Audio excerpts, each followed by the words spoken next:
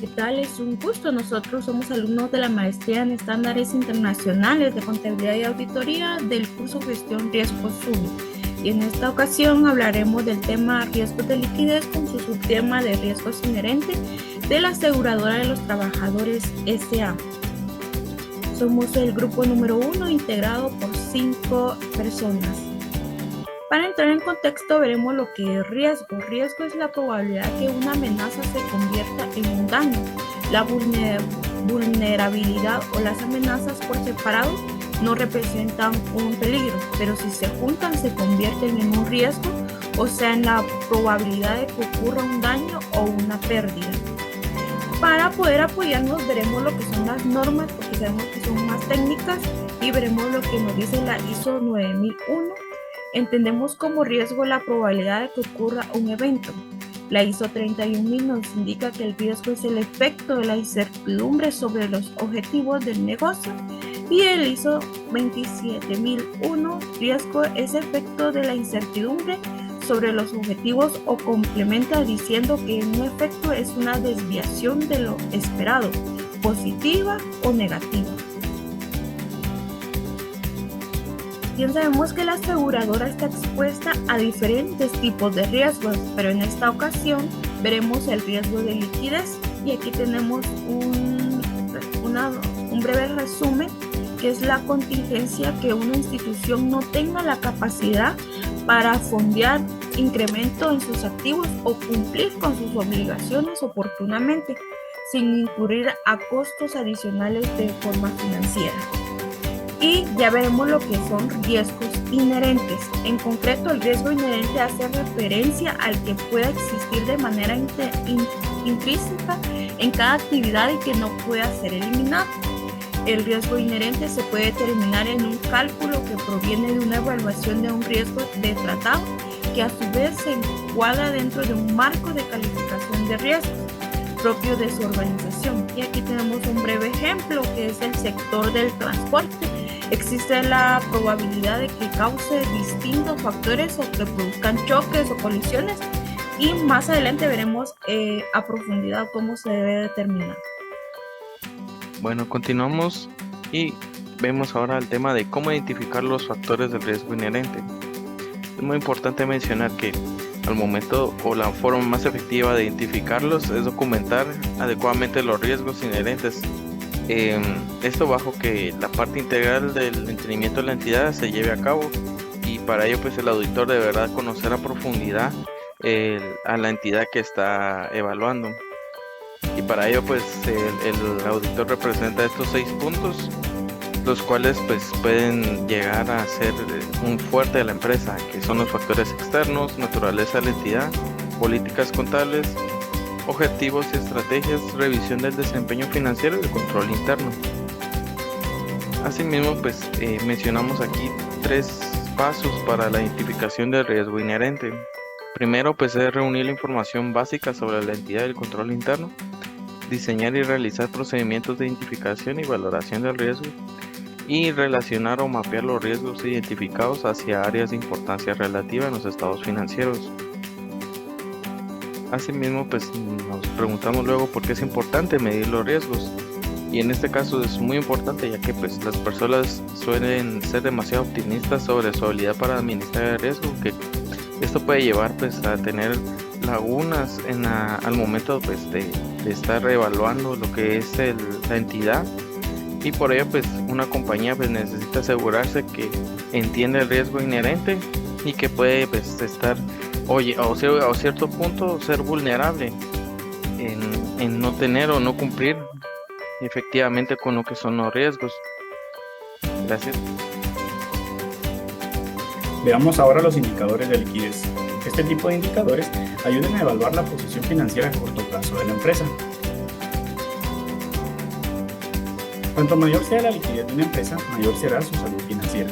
Por ejemplo, si el resultado es superior a 1, significa que la empresa tiene un buen margen de capital y puede pagar sus deudas sin comprometer sus inversiones. Si el resultado es muy cercano a 1, significa que la empresa tiene lo justo para hacer frente a sus deudas y no le sobrarán recursos después de eliminarlas. Ahora bien, si el resultado es 0 o inferior, significa que la empresa no tiene lo suficiente para pagar a sus acreedores. y esto se trata de una situación preocupante. El sistema de control de riesgo de liquidez permitirá analizar las entradas y salidas de fondos derivadas de la estructura de balance de la entidad, con el fin de anticipar necesidades o excesos de liquidez en diferentes momentos futuros del tiempo. Tipos de indicadores de liquidez. Los más comunes y los más importantes que tenemos podemos mencionar el ratio corriente, el ratio de la prueba ácida, el ratio de liquidez del activo circulante y el ratio de liquidez global. Veamos ahora la volatilidad de los flujos de caja. El flujo de caja es una acumulación neta de los activos líquidos en un periodo determinado y por lo tanto constituye un indicador importante de la liquidez de la empresa. Ahora bien, la volatilidad se utiliza con frecuencia para cuantificar el riesgo de los instrumentos financieros. Los factores asociados con la volatilidad son los nacionales, los globales, los institucionales y los geopolíticos. La acumulación de activos líquidos de alta calidad corresponden a que entre las políticas de las entidades financieras debería de estar la de contar en todo momento con un colchón de activos líquidos de alta calidad. Esto que permita la venta y pignoración de los mismos en periodos de tensión para garantizar un periodo de supervivencia mínimo, de manera que las entidades y también a los supervisores puedan tomar las acciones correctivas necesarias. El tamaño del colchón de activos líquidos debería guardar relación con el nivel de exposición al riesgo de liquidez y debería ser independiente de los requisitos o requerimientos de encaje legal y de política monetaria. Tenemos también el riesgo de financiamiento a corto plazo. Este financiamiento a corto plazo consiste en la concesión de préstamos con un plazo de unos meses o menos, siempre inferiores a un año. Suele conllevar garantías como las cuentas por pagar o los bienes los inventarios. Dado que un préstamo para capital circulante ofrece apoyo general a las empresas y no se destina a la compra de equipo o a la expansión, la institución financiera está expuesta al riesgo global del prestatario, que comprende las posibles cuestiones ambientales y sociales. Veamos ahora la rotación de las cuentas por cobrar. La rotación de cuentas por cobrar es un indicador que permite conocer la cantidad de veces que una empresa realiza las cuentas pendientes de cobro durante un periodo contable, es decir, cuántas veces un negocio logra convertir estos activos en liquidez. Existen dos fórmulas para ayudar a calcular el índice de rotación de las cuentas por cobrar. Por medio de la velocidad, que nos indica que nuestra fórmula es las ventas netas al crédito dividido el saldo inicial de cuentas por cobrar más el saldo final de cuentas por cobrar dividido 2. O bien, si queremos determinar la rotación de cuentas por cobrar en cuestión de tiempo, tendríamos que utilizar un periodo de 360 días dividido el total de ventas al crédito y estos a su vez dividido el promedio de cuentas por cobrar.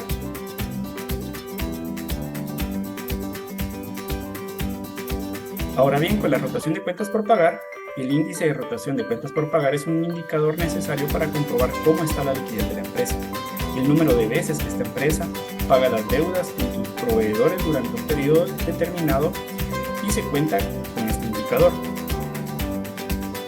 Su fórmula es la siguiente. Para la rotación de cuentas por pagar tenemos las compras totales de proveedores dividido el promedio de cuentas por pagar.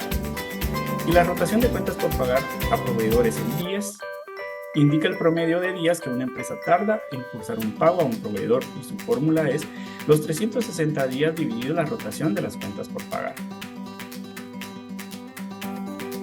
Buen día a todos.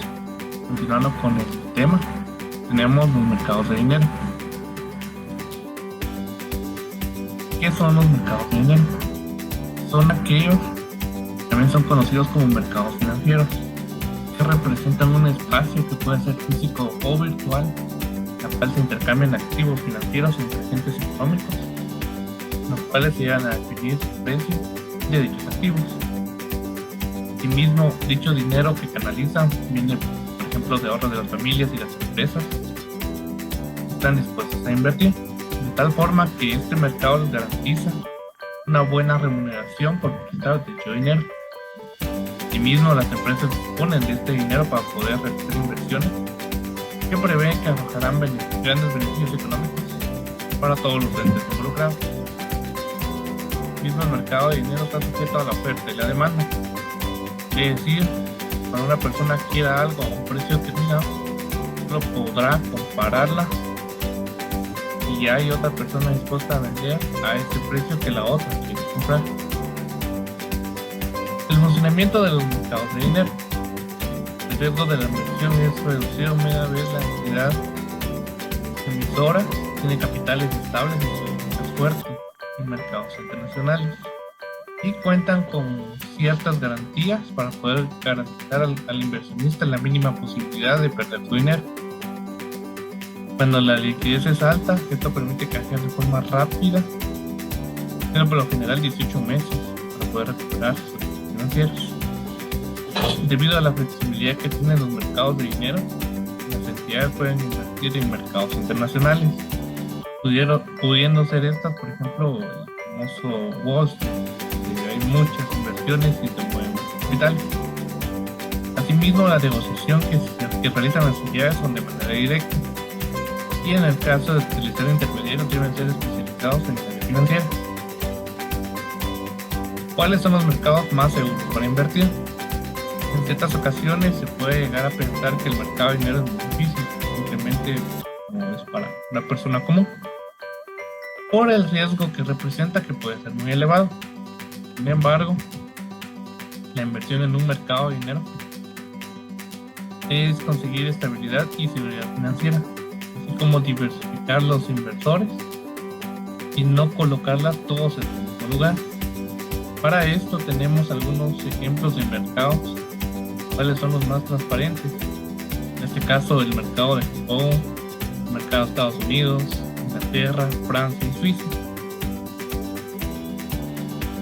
Y continuando con la presentación, hablaré sobre un ejemplo de riesgo inherente en la aseguradora a los trabajadores. ¿Qué debemos realizar? Pues para identificar el riesgo inherente es necesario conocer los objetivos, estrategias, naturaleza de la entidad, políticas contables, la revisión del desempeño financiero, control interno y factores externos. Para este caso, pues, Aseguradora de los Trabajadores es una aseguradora que forma parte del grupo financiero Bantrav. Su perfil de riesgo es moderado, ya que se alinea al banco y relacionado y proporciona coberturas de seguro de vida colectivo para la cartera de créditos del banco, así como seguros de robo y fraude para tarjetas y sus clientes. Su principal cartera está orientada al Banco de los Trabajadores en préstamos de consumo y sus ingresos son bajos y medios, principalmente en el sector público, y se limita a una cartera con dependencia a grandes riesgos. Pues la naturaleza de la entidad es asegurar riesgos. Tiene una prima suscrita del 2.1, primas retenidas del 2.3, se posiciona en el 12º lugar de 28 aseguradoras y opera en el mercado desde hace más de 10 años. Similar, su operación se beneficia de negocios provenientes de bancos relacionados de Bantrav, es su principal canal de distribución. También brinda oferta de productos que amplía a todas sus líneas de negocio autorizadas por el regulador y presenta una concentración y volumen de riesgos suscritos en los planes de vida colectivo, así como una presencia geográfica limitada comparada con otras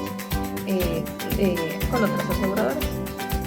Dentro de su perfil financiero, como bien decíamos, ya sabemos que está en el 12º lugar, cuenta con una participación de primas suscritas del 2%, y su principal ramo que opera es vida colectivo para asegurar los préstamos de las carteras del banco.